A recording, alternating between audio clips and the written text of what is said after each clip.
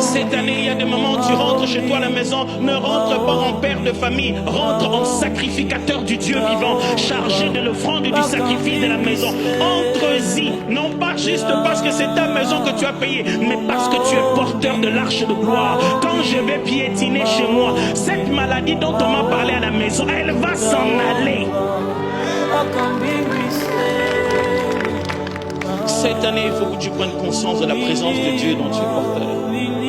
Aussi, deuxièmement, Dieu aime choisir un endroit spécifique pour manifester sa présence. Ce n'est pas moi, c'est Dieu.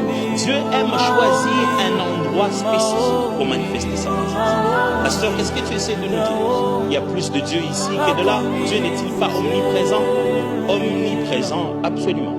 En fait, le concept de l'omniprésence est un peu complexe à expliquer. L'omniprésence de Dieu, ce n'est pas le fait qu'il soit partout, mais c'est aussi le fait que partout se trouve en lui. Dieu ne se rend pas partout.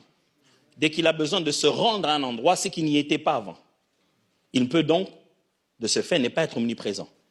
Il peut se déplacer à plusieurs endroits pour s'y rendre. Dès qu'il fait ça, il n'est pas omniprésent.